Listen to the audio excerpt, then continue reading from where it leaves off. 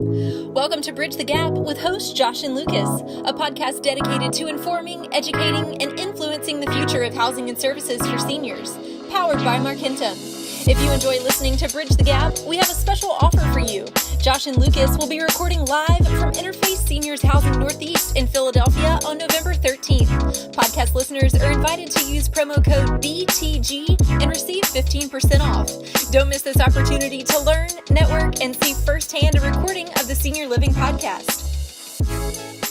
So welcome to Bridge the Gap podcast, the Senior Living Podcast. I'm here with my buddy Josh, and I'm Lucas, the Senior Living fan. And today we are at Atlanta Senior Housing Southeast Interface. Woo, that's a mouthful. It is. Say that 3 times fast. And it's the energy is incredible here. The attendance is record-breaking. And the panelists that we've been sitting in and listening to brought up a lot of different topics. And today, we are really excited to have Eric Mendelson, CEO of NHI. Eric, welcome. Thank you very much. I'm very happy to be here with the great energy as you describe. It is a good turnout.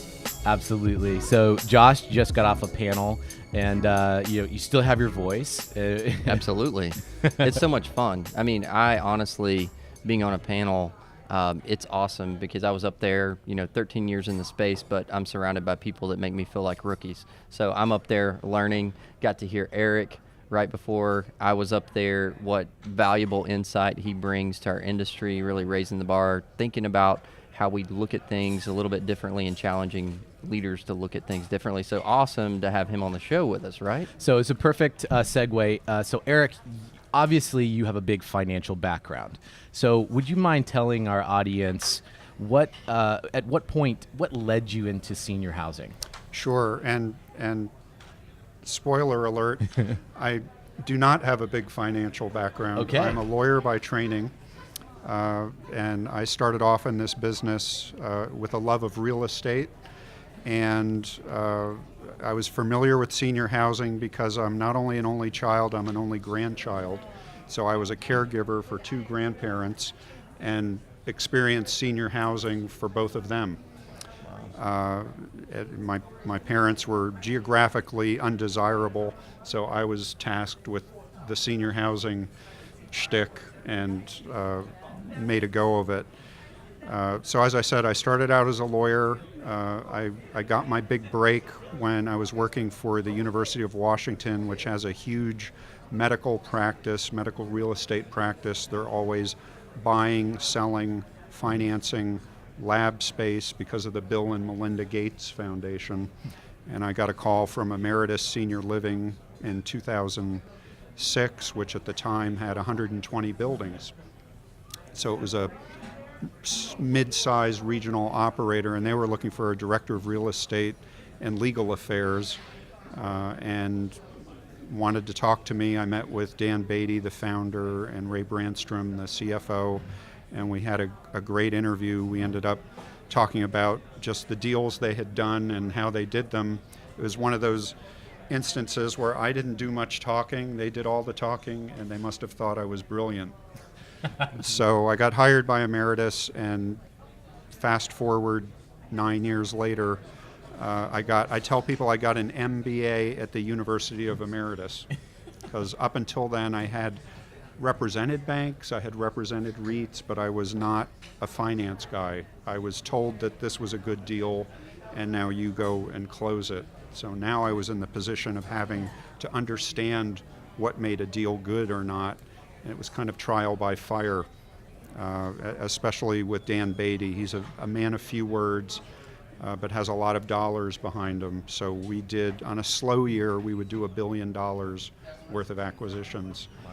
And by the time we sold the company to Brookdale, we had 540 buildings, and it was a $5.6 billion transaction. Wow. So that's how I got my start. It's a well-known merger. Yeah, absolutely. People are have still heard of talking that one. about it. A few people have heard about that one before. So, parlaying off of your panel today, I'm going to hit you with a question. So what do you think one of the biggest challenges that the senior living industry faces? Getting new talent interested in the space. It's no surprise that senior living isn't the first category that new graduates think of when they're thinking about what industry they want to get into. It's like that old movie with Dustin Hoffman and The Graduate, where the guy puts his hand on his shoulder and says plastics. That's me. I'm saying senior living, and it's just not playing as well. But I keep trying. For example, I think Enterprise Rent-A-Car does a great job of recruiting college graduates, training them, giving them people skills, giving them sales skills, giving them presentation skills. So whenever I rent at Enterprise, I interview them and ask them, what their major was, how they like working, and then I give them my pitch on senior living, because some of them have actually studied social work. Okay. And more than one time I've said, well, with your sales background and your management background and your social work degree, you'd be perfect for senior living, and they never thought of it. So I'm out there proselytizing and trying to spread the good word. I think that internships are important. Our company, even though we only have 16 employees, does an internship every summer with a young, capable person that usually has some sort of connection to senior housing. And I've seen some of my interns continue on and become lawyers and bankers, and they're always attuned to senior living as a category, and they're friendly to it, at least. You may not get them in there, but you'll get them to take it seriously and to understand that it's not a trivial category. Absolutely. Who would have thought that Eric is out there as one of the industry's best recruiters on the street? Yeah, I love that. Well, I will say I'll put a plug in for Eric's team. Lucas, you and I, we can both attest. You've built a great team. They may not be a huge team, but they're great people. And so whatever you're doing is working, and being a torchbearer for our industry is awesome. So We're trying. Thank you. Thank you very much. Well, so with that being said, so with challenges, as you guys are both leaders, we also know that leaves opportunities. And so you've mentioned, the recruiting and the opportunities that brings. So either in recruiting or in another category, what do you think the opportunities are for the industry right now? I think there's a huge opportunity in affordable housing. It's kind of a buzzword, and people's eyes glaze over when you start talking about it, but I have met people who are running buildings and are making money at $2,000 to $2,500 a unit.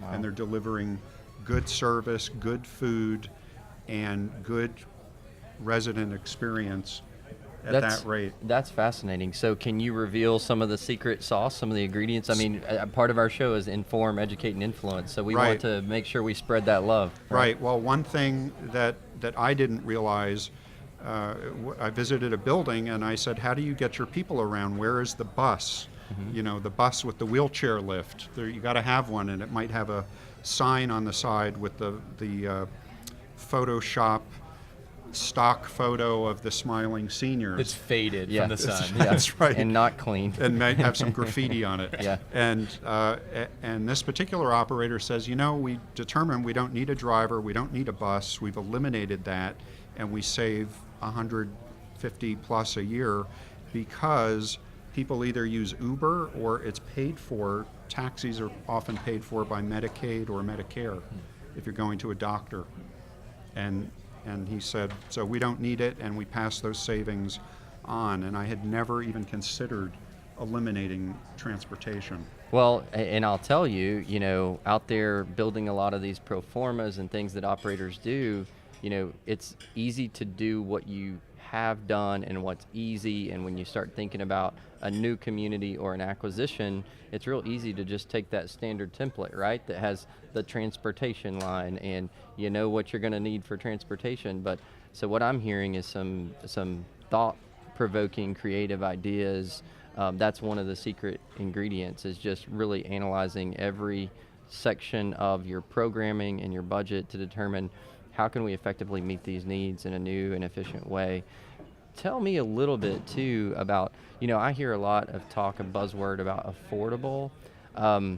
I mean, where are you seeing the real opportunities? Because, with our organization, we obviously don't think we can meet everyone's needs, but we're thinking, this top tier product that we're all seem to be developing right now, it seems to be a slimming market. So how can we tap into the more affordable market? So when you're looking at these affordable communities, is that under more of a Medicaid model and a reimbursement system, or is this private sector doing what private sector often does best in creative innovation? Oddly enough, the buildings that I'm seeing might have 25% Medicaid. They want to have some Medicaid, and they typically double up those residents in the rooms so it becomes economically feasible. But it's mostly private pay.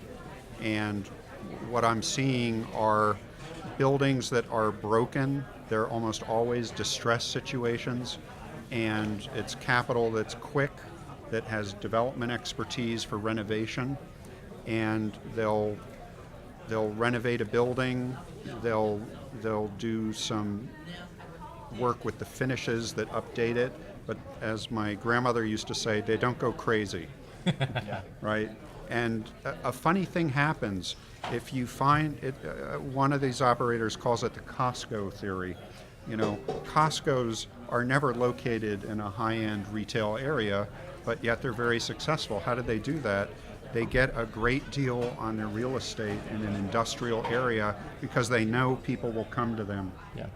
Speaking of great deal in real estate, so, I believe one of the great opportunities is to be able to take an older asset, renovate that, but oftentimes, you've got to get it at the right price, and it seems like, I'm not personally seeing a whole lot of great deals out there. We see all these deals coming across, and you're thinking, man, when is the market going to turn a little bit? It seems like it's such a seller's market. What's your read on the temperature of the market, and where is it going? It seems like to me it's got to auto-correct itself at some point. I don't know. I saw an interesting deal in Memphis recently that was a distressed situation. Okay. So you are seeing them? We are. Okay. The trickle is started. It's not a torrent yet. 2008, 2009, it was a torrent. But I would also think outside the box a little. I know one operator who buys skilled nursing buildings that have gone dark. Is anything scarier than that? It's pretty scary. Yeah, okay. Yeah. Think cobwebs. Yeah. Think cracked linoleum tile. Yeah. Think graffiti.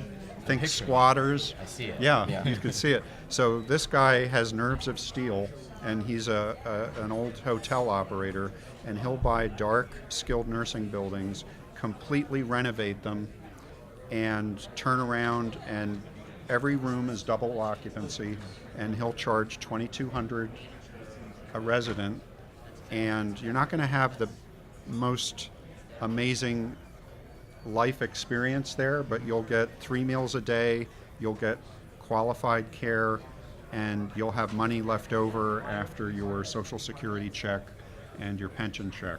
That's fascinating. So we touched a little bit there on the that acquisition market, repositioning. What about for all these developers that are, the wind at their back, they're just turning out product. What do you see as opportunities for the developers, for new developers, that how can we as an industry develop new product, innovative product more affordably? And do you see, you speak and are in platforms of national and international level. Are you seeing movements to where there's going to be support and subsidy and things like that for creative solutions in the private sector for caring for this aging population? Boy, there were a lot of questions. Yeah, I'm sorry. I bundled in should have. Let me unpack a couple, and if I Okay. forget one, Yeah. you can remind me. Yeah. So new and innovative, I tell my parents that I'm going to build them a senior housing building that looks like a W hotel and is staffed by Chippendales waiters. And my mom is all in on that. I would imagine so. Yes. Yeah. Okay. So I do think that there are companies out there that are making a name for themselves by pushing the envelope of what the future looks like. I'm thinking of one in particular in Seattle called Leisure Care, and they are a very progressive operator and edgy, and they even have their own brand of coffee. Wow. Branded coffee that they say is, life enriching. So to me, that is on one side of the spectrum, the high-end side of the spectrum. And when I retire, that's kind of what I'd be looking for in a senior housing environment. So I do think that there are new operators out there that are developing and thinking 20 years from now when senior housing should be a much more popular way to live your life. Yeah. Well, recently we had a discussion with a young, not rising, but established leader, Shamim Wu at Elmcroft by Eclipse, and I'm a fan. she was a rock star on a podcast, and one of the things that came up was she talked about margins. And Fascinating. right, and this idea of, and you've got some historical background and data, so can you speak to? She mentioned, hey, we may not be, able to have that same margin that we had 20 years ago. We may need to look at this a little bit differently. What are your thoughts? Well, I didn't know there was going to be a quiz, but so Shamim came from Holiday, independent living, where margins are much higher, typically 50%, just as a data point. And she's now in a different type of senior living environment, assisted living and memory care. So assisted living margins that are good are between 30 and 40%. Even high 20s would be acceptable, and for memory care, even lower, closer to the 20 to 25%. So those are the data points that I look at. By lowering your margin, that means you're giving more to the customer, which I think is a good idea. And if you can do it consistently, then other things have to take up the slack, be it technology that replaces some sort of labor, and you get efficiencies there. Capital stack, my part of the world, you could do things like bond financing or HUD financing and lower it there. So there are ways to shift the water balloon of expenses to make it more resident friendly, give them better food.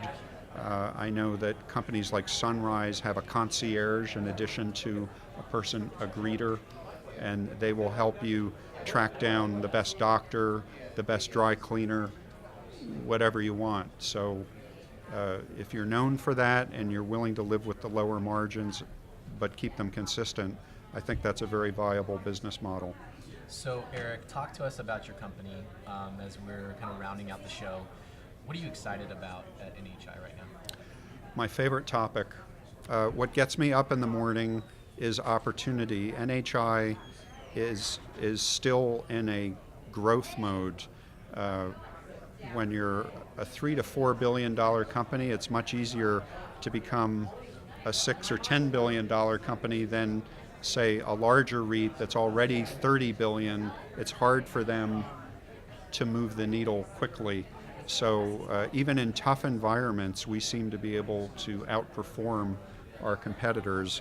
And part of that secret sauce is our relationships. You guys have been to some of our events, and we're a much more approachable group. You can come by our office and see me or our chief investment officer without a lot of fanfare.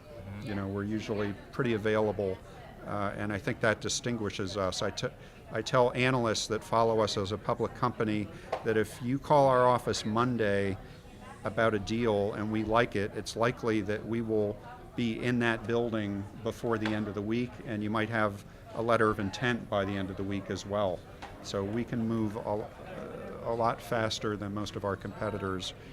The last thing that gives us an advantage is our cost of capital. We have virtually the same cost of capital as the larger REITs because of our good track record, our accretive growth, and our low leverage. So we're able to offer smaller regional operators very competitive rates. That's awesome. So I can attest to a lot of those areas because I've been able to meet and work with your team. And I love one of the things, and I think it's part of your culture, is I don't think I've talked to any of your guys when they don't shoot me a text or something. I just got a text from one of your team. I don't even want to start name dropping right here. Cameron Bell. Okay, Cameron Bell. Thank you. And he said, man, when we can connect, we need to know how to better serve you, how to help you grow, how to meet your needs. And so he's reaching out to me. I know that guy's busy, traveling all over the country, talking to a million people, but it's a very servant mentality. So kudos to you for developing that. And those guys are working hard, and I agree, they're agile. So yeah. I would say that is a degree of separation for sure. We wear a lot of hats. You do. Sometimes I act as a lawyer and proofread documents and make comments.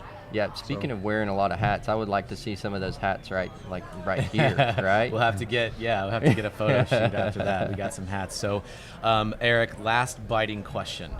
And it doesn't have anything to do with the Emeritus merger. Don't worry. We've heard through the grapevine you're an incredible guitar player. So are you in a band? You going to start a band? You releasing a new album? What genre? We want to know this, Skinny. What's going on with that? Well, I live in Nashville, so it's kind of obligatory that you play an instrument. And thankfully, I've been playing guitar since I was 8 years old and realized that I could get the attention of a certain 9-year-old girl by playing guitar badly. I've improved a lot since then. I've taken lessons on and off. I've played in bands on and off. And right now I have a jazz band. We call ourselves the Volunteer Jazz Band for two reasons. One, we're in the volunteer state of Tennessee. Yes, go Vols. And the second reason is we often play for free. So we are truly volunteers. That's awesome. And we have been playing at some senior housing buildings. We recently played a gig at Belmont Village, Patricia Wills building in Nashville, and that was a packed house, standing room only. So for booking, could you give us some help here? How do we you have like a this Gmail address? It's like Eric Volunteer Band at Gmail. Yeah, I've got to work on that.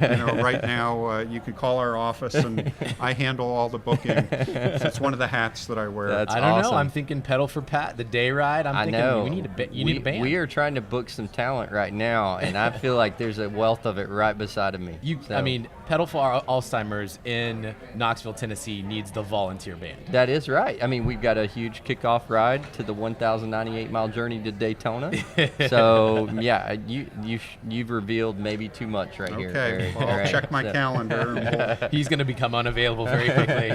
I might be on the ride. I'm booked. I'm also a rider. Well, hey. Okay, this so is cycle, right? Not yes, motorcycle. Yeah, right. There's no motorcycling right here. Okay. It's all on a road bike. So we've got all kinds of connecting points got here. My BMC bike. I'm ready. Perfect. Well, you'll be glad to know we're riding with the Hincapie team. They'll be on their BMC rides with the legendary George Hincapie.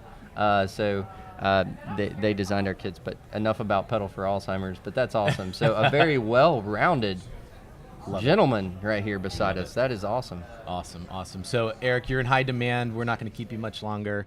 We're just grateful for you spending time. I think that our audience is going to love listening to this, and we hope they did. And so, as we say on every show, we don't want the conversation to stop here. So, we'll continue it on our social media sites, and we'll link to Eric at NHI, and feel free to reach out to his staff. And thank you for listening to another great episode of Bridge the Gap. Thanks, guys. Meet Josh and Lucas at Interface Seniors Housing Northeast in Philadelphia on November 13th. Use promo code BTG at registration and receive 15% off. Thanks for listening to Bridge the Gap.